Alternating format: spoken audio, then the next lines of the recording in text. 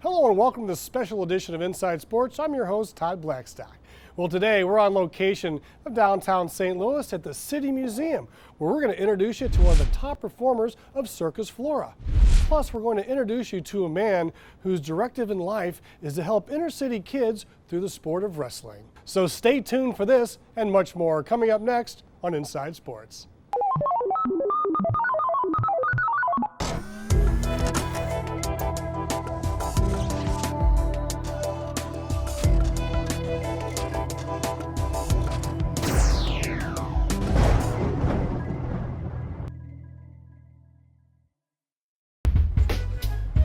Many kids look towards athletics as a pathway to success, seeking the rainbow with the biggest pot of gold.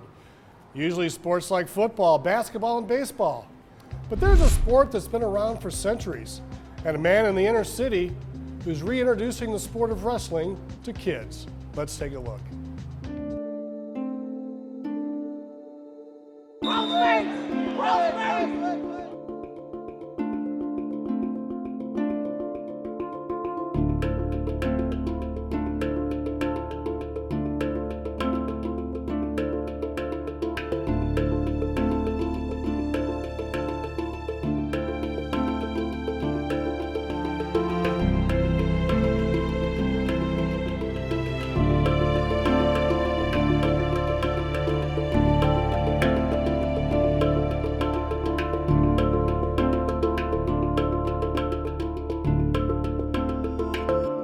Great sport. It's a hidden sport among those kids that's in the city. For the same reason they play basketball and football, it's the reason they should get involved in youth wrestling. Coach Jimmie Miller has been involved with wrestling for over 25 years. His goal is to energize the interests of inner city kids at the youth level. There's approximately maybe about 42 wrestling clubs in the general area that's under AAU. This is where champions begin wrestling on this level, at the Little League youth level.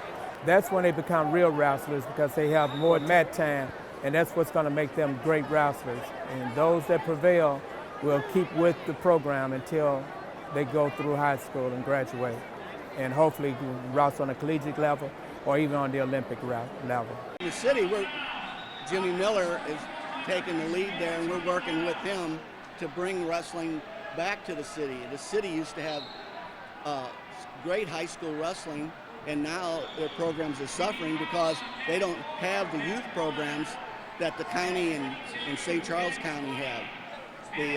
So Jimmie's program is giving these kids the opportunity, and they'll, as young kids at 14 and under, when they get in high school, they'll be able to compete, and it should grow. And we're hoping for other clubs to start in the city as well.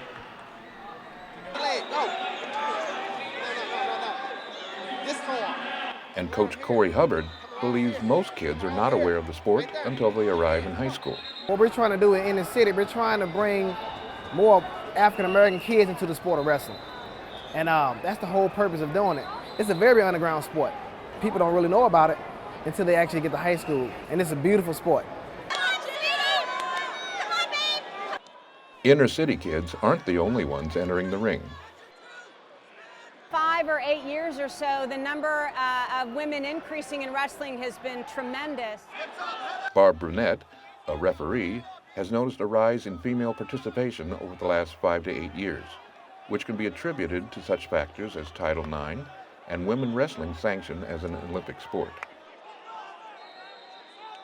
The biggest thing for me that I see is that women have the opportunity, and or girls, to reap the benefits that men have, and that is working hard, scholarship money. There's a lot of good qualities that come out of this sport, and it's nice to see that women get that same opportunity.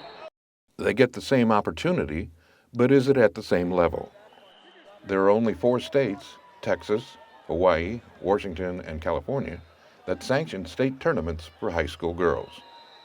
Missouri is not one of them, forcing girls to compete against their male counterparts.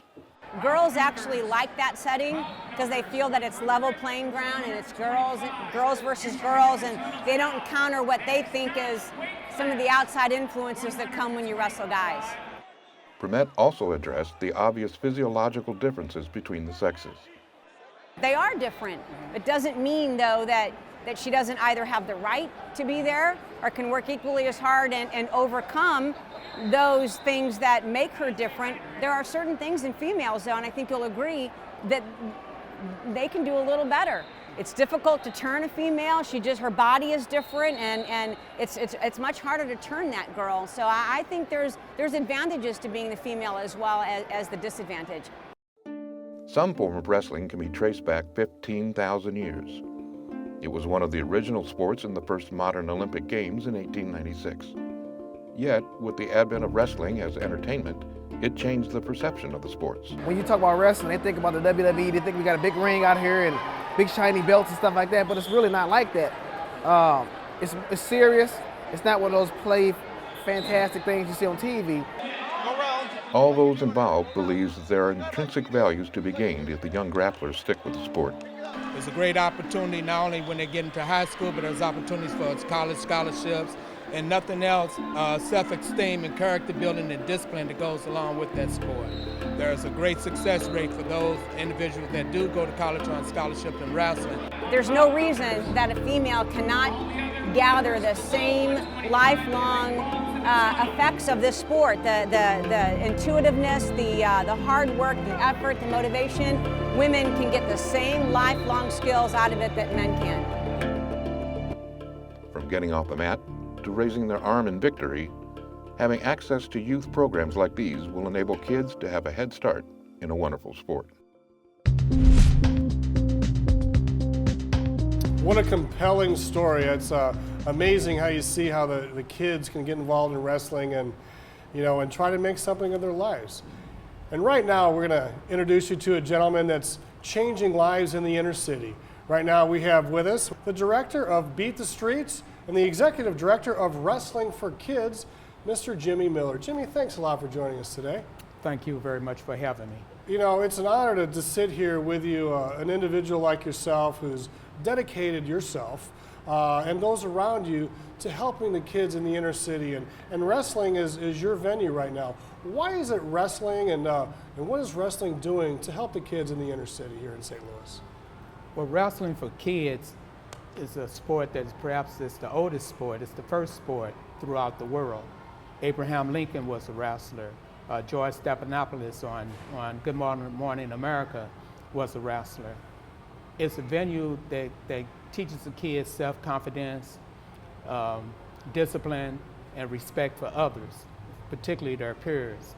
No other sport do I know of where you have that opportunity to form a camaraderie among competitors, because the amount of time they spend next to each other waiting for their next match to come up, where they have an opportunity to dialogue with each other and learn something about one another, and then go out and compete against each other. So although it's a one-on-one sport, which is very important, you do get the camaraderie as well. Now let's focus on it being a one-on-one sport. You're facing nobody else but one guy, yes. So you can't blame it on anybody else how you perform. Yeah, those who work hardest at the sport generally prevails. There's an opportunity for you to get on a mat, and you may lose maybe your first 36 matches, which happened with a very close friend of mine, and end up being a state champion. So, I don't know, what age are you starting to target? So I know you can wrestle around, little kids wrestle around as little kids, but with your company, what time, when do the kids start wrestling, and what are the age groups? Our season normally starts in November, and the age group, if they're turned 6 anytime during the course of the season, then we allow them to participate. Now, I know you're targeting some inner city neighborhoods and some areas with subsidized housing. Could you maybe talk a little bit about that, or discuss some of the areas that you're really trying to promote the Wrestling for Kids program? We're really trying to promote the Wrestling for Kids program in the inner city kids, particularly those that may be in the subsidized housing units, because of some of the territorial issues that may exist. You do not know this individual, but they live across the street or across a particular street. So for whatever reason, there are adversaries, and there's no reason or cause for that. So what we would like to do is try and get those individuals together in one room, teach them about wrestling, the one-on-one concept, and how to respect each other. At the beginning of every wrestling match, you must shake the individual's hand. At the end of the wrestling match, regardless if you win or lose, you shake the individual's hand. Now you take that and you go out into the suburbs, to places like Pacific, Missouri, Union, Missouri, and you compete against people that you do not know, that you've never met. But because of that opportunity to develop that relationship, then you're able to develop some friendship with them, and you look forward to seeing them at the next wrestling match. I really can see the correlation between the wrestling for kids and Beat the Streets, and you're the director of both. And how important is it to correlate them together and use one as an avenue to promote the other? They both fundamentally are the same, for the same purpose. We want to introduce kids in the inner city to the program of wrestling. Throughout the country, there's a big movement because most of the wrestling programs have abandoned the inner city schools or the inner city children. There's a void there. We want to try and reconnect the community of the inner city back into those programs and get into the mainstream. Now, I know it's a touchy subject, but when Title IX came around, it destroyed a lot of wrestling programs in NCAA in the NCAA around the country.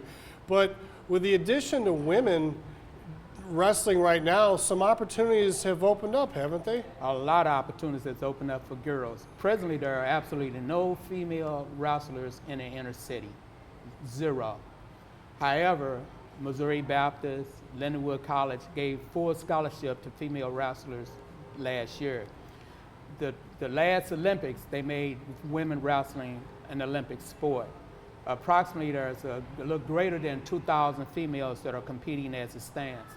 Because there are so few wrestlers, and most of those wrestlers reside in the suburbs, those female wrestlers must contend to compete against male wrestlers. And some of those wrestlers hold their own quite well. So some of the women can actually beat the boys from time to time. I've seen one boy run off the mat, and the female wrestler run and grab him, pull him back onto the mat, and continue to dominate him. Jimmie, WWF has been popular for years. It's outlandish. It's made for TV, and it's fake.